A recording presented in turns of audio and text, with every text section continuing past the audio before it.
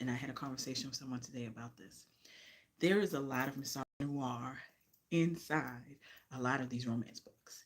And as a person who uses romance books in a way that has changed the way that I think about romance, as I said in my other live video, I was a part of a marriage that didn't go well because somebody wanted to be community penis.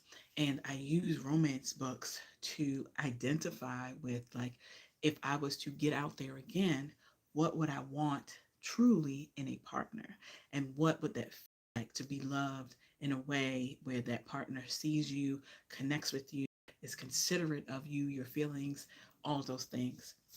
And as someone who's been reading romance books since I was a teenager, and to now seeing a lot of indie authors, which I'm excited about because I think that everyone who has an idea, who's able to get the idea across and to share that, should share it.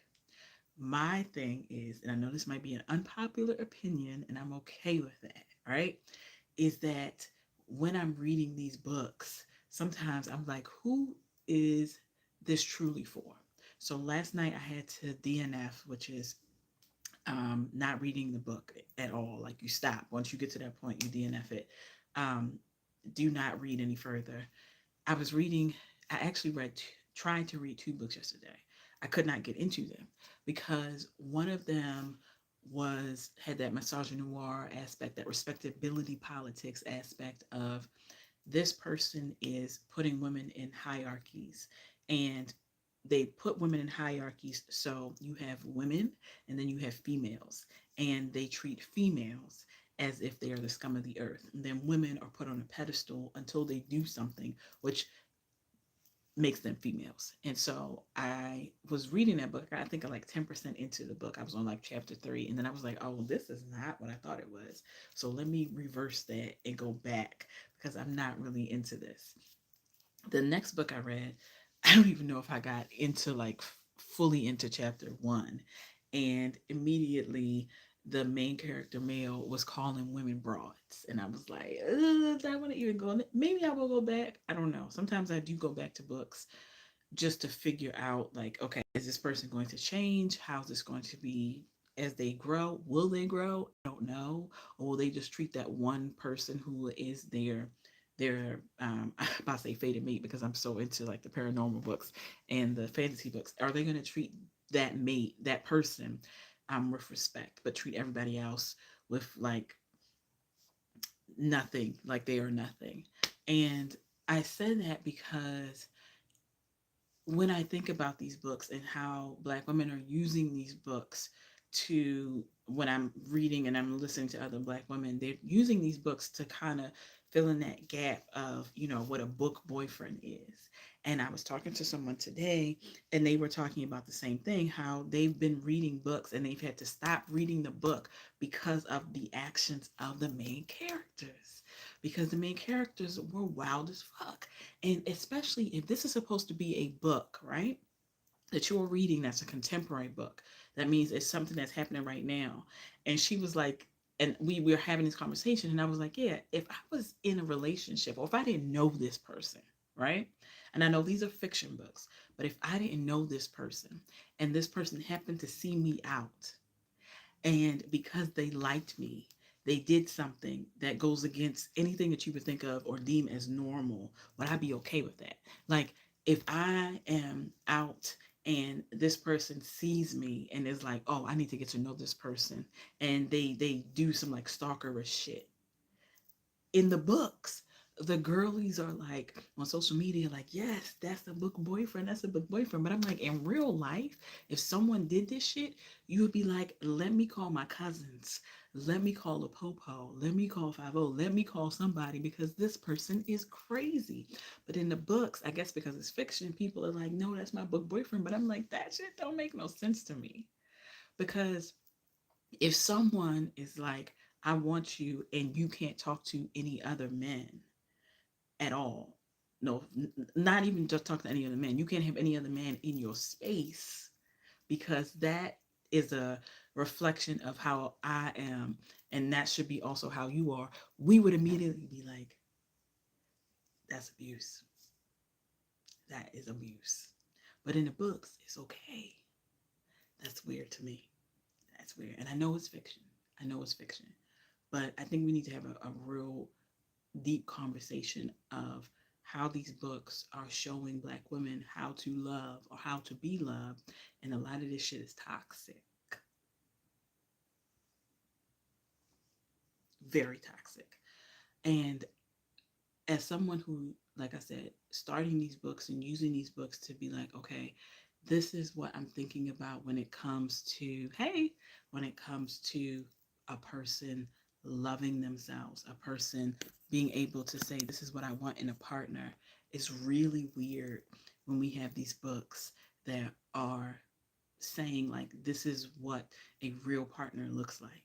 And I know a lot of people are like, these characters are not being abusive, but I'm like, this is abusive. If a character, a male character in these books, the main character is telling the female character to shut up,